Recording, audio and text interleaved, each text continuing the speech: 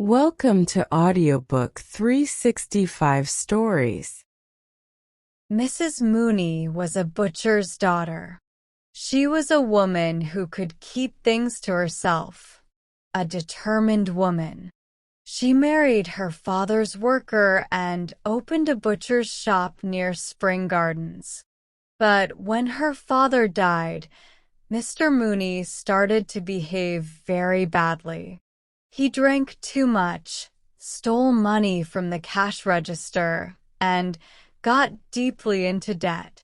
It didn't help to make him promise to stop. He always went back to his bad habits after a few days. By fighting with his wife in front of customers and buying bad meat, he ruined their business.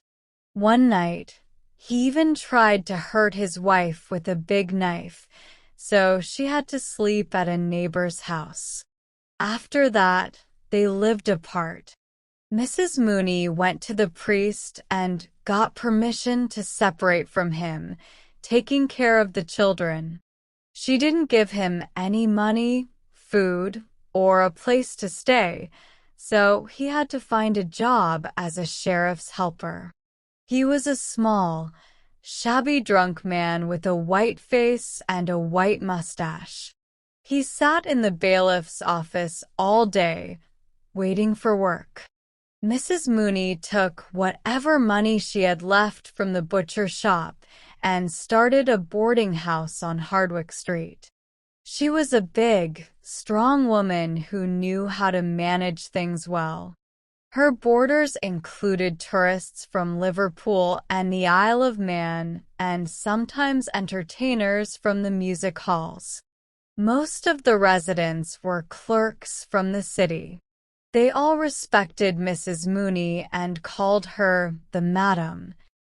Mrs. Mooney's boarders paid 15 shillings a week for food and a place to stay, but beer or stout at dinner wasn't included. They had similar interests and jobs, so they were very friendly with each other. They often talked about their favorite things and people. Jack Mooney, Mrs. Mooney's son, worked as a clerk in Fleet Street. He was known for being a tough guy. He liked to use rough language and often came home late at night. When he met his friends, he always had a funny story to tell and knew about good opportunities, like a good horse or a talented performer. He was also good at boxing and singing funny songs. On Sunday nights, there would be a gathering in Mrs. Mooney's living room. The entertainers from the music halls would perform, and a musician named Sheridan played music. Polly Mooney, Mrs. Mooney's daughter, also sang a song. "I'm a naughty girl. You needn't pretend. You know I am." Polly was a slim 19-year-old girl with light soft hair and a small, full mouth. Her eyes were gray with a hint of green, and they tended to look upward when she spoke to someone, making her seem like a little mischievous angel. Mrs. Mooney first sent Polly to work as a typist in an office, but since a disreputable sheriff's helper used to come to the office every other day to talk to her, Mrs. Mooney brought her daughter back home and made her do housework instead. Polly was very lively, and Mrs. Mooney wanted her to have fun with the young men who lived there. Besides, young men liked knowing that there was a young woman nearby. Polly flirted with the young men, but Mrs. Mooney knew they were just having fun and not serious about her daughter. Things went on like this for a while, but then Mrs. Mooney noticed that something was going on between Polly and one of the young men. She watched them closely but didn't say anything. Polly knew her mother was watching, but Mrs. Mooney didn't say anything. People in the house started talking about Polly and the young man, but Mrs. Mooney stayed silent. Polly started acting strangely, and the young man seemed worried. Finally, when Mrs. Mooney thought it was the right time, she intervened. She handled the situation decisively, like cutting through meat with a cleaver, and she had made up her mind about what to do. It was a sunny Sunday morning in early summer, promising warmth, but with a cool breeze blowing. All the windows of the boarding house were open, and the lace curtains gently billowed towards the street. The bells of George's church rang out continuously, and worshippers walked to the church, some alone and some in groups, holding small books in their gloved hands. Breakfast was finished in the boarding house, and the table in the breakfast room was covered with plates holding streaks of yellow eggs with bits of bacon fat and bacon rind. Mrs. Mooney sat in a straw armchair and watched as the servant Mary cleared away the breakfast things. She instructed Mary to gather the crusts and broken bread to use for Tuesday's bread pudding. When the table was cleared and everything put away, Mrs. Mooney began to think about the conversation she had with Polly the night before. It confirmed her suspicions. She had asked frank questions, and Polly had given frank answers. Both of them felt a bit awkward, though. Mrs. Mooney felt awkward because she didn't want to seem too casual about the news or appear to have agreed to it. Polly felt awkward because she didn't want people to think she knew what her mother was planning. Mrs. Mooney looked at the small clock on the mantelpiece when she realized that the church bells had stopped ringing. It was 17 minutes past 11. She had plenty of time to talk to Mr. Doran and still make it to Marlborough Street by 12 o'clock. She was confident she would succeed. After all, she had the support of social opinion on her side. She was a mother who had been wronged. She had let Mr. Doran live in her house, thinking he was honorable, but he had taken advantage of Polly's youth and inexperience. The question was, what would he do to make things right? There had to be consequences in such situations. It's easy for the man to walk away like nothing happened, but the girl has to deal with the consequences. Some mothers might accept money to keep quiet about it, but Mrs. Mooney wouldn't do that. For her, the only way to make up for her daughter's honor was marriage. Mrs. Mooney thought through her plan again before sending Mary up to Mr. Doran's room to tell him she wanted to talk to him. She was confident she would win. Mr. Doran was a serious young man, not like the others who were loud and reckless. If it had been someone else, like Mr. Sheridan or Mr. Meade or Bantam Lyons, it would have been harder for her. She didn't think Mr. Doran would want the scandal of the affair to become public. All the people in the boarding house knew about it, and some had even made up stories. Besides, Mr. Doran had been working at a Catholic wine merchant's office for 13 years, and if the scandal got out, he might lose his job. But if he agreed to marry Polly, everything might turn out okay. Mrs. Mooney knew he had a good job and probably some money saved up. It was almost 11:30. Mrs. Mooney stood up and looked at herself in the mirror. She was satisfied with the determined expression on her face and thought about other mothers who couldn't control their daughters. Mr. Durand was very worried this Sunday morning.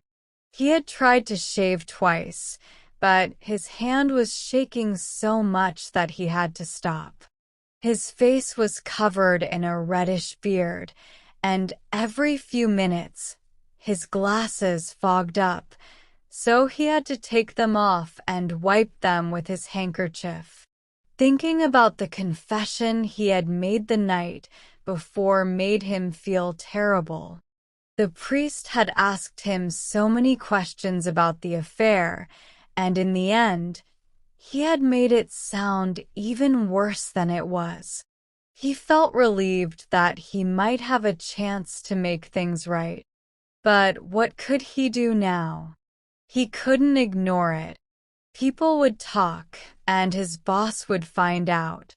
Dublin was a small place, and everyone knew each other's business. He felt a warm feeling in his chest as he imagined his boss calling for him. All those years of hard work seemed wasted now. He used to be wild when he was younger, boasting about not believing in God and arguing with his friends at the pub. But that was in the past, almost.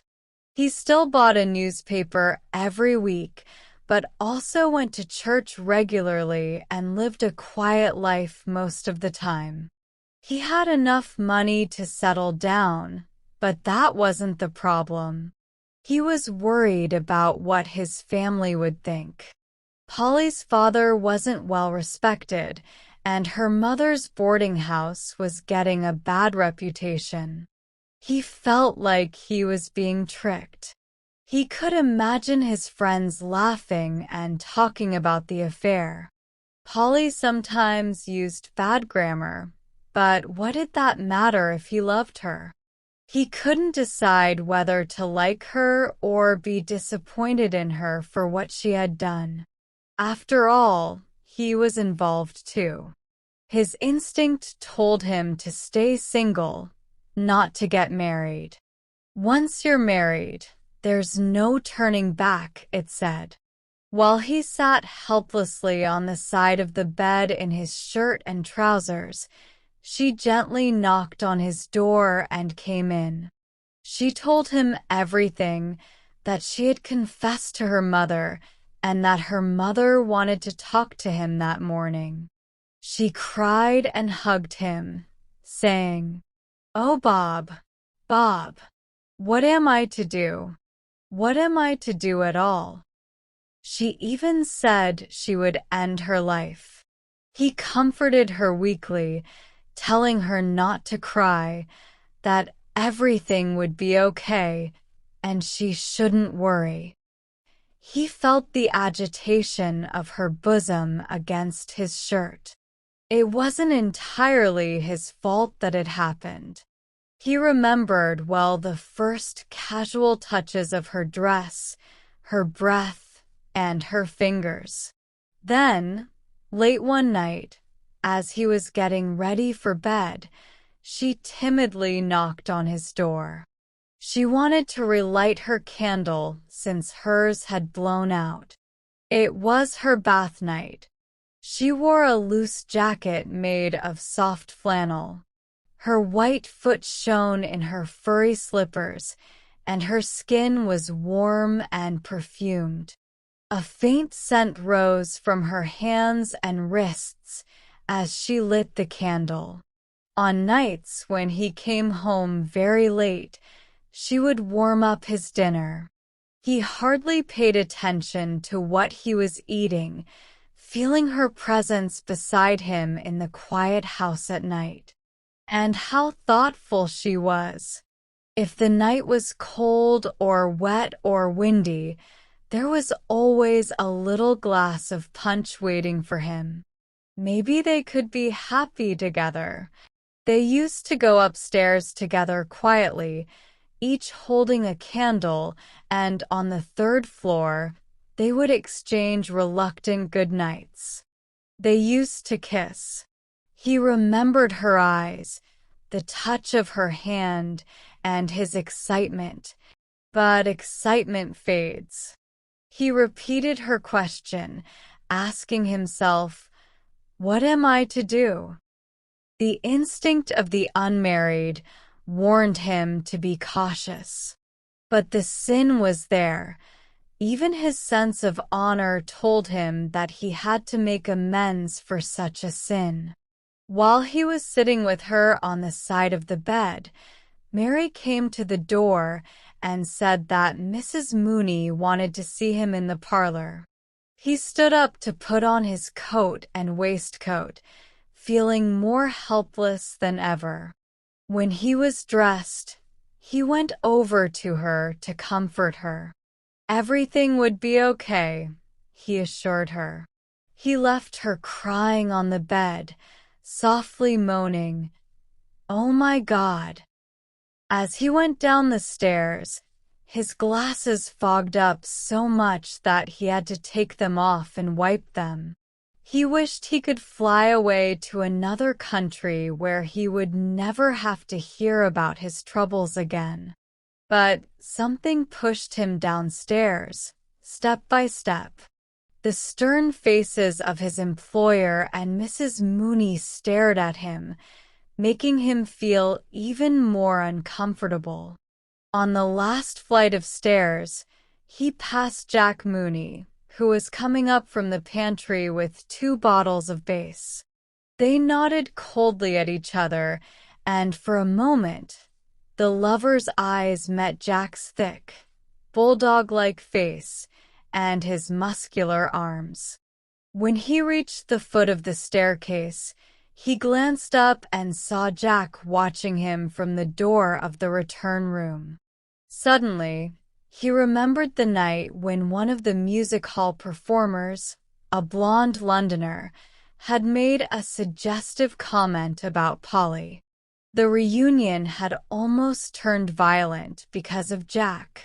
Everyone tried to calm him down, but Jack kept shouting that if anyone tried to mess with his sister, he'd teach them a lesson. Polly sat on the side of the bed, crying for a while. Then she dried her eyes and went to the mirror. She dipped the towel in the water jug and refreshed her eyes with the cool water. She looked at herself in the mirror and adjusted a hairpin above her ear. Then she returned to the bed and sat at the foot. She stared at the pillows for a long time, reminiscing about pleasant memories. She rested her neck against the cool iron bed rail and drifted into a daydream. There was no sign of worry on her face anymore. She waited patiently, almost cheerfully, without any fear, as her memories slowly gave way to hopes and dreams of the future. Her hopes and dreams were so detailed that she didn't even notice the pillows she was staring at or remember why she was waiting.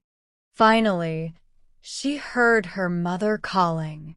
She jumped up and ran to the banister. "Polly! Polly!" "Yes, Mama?" "Come down, dear. Mr. Durand wants to speak to you." Then she remembered what she had been waiting for.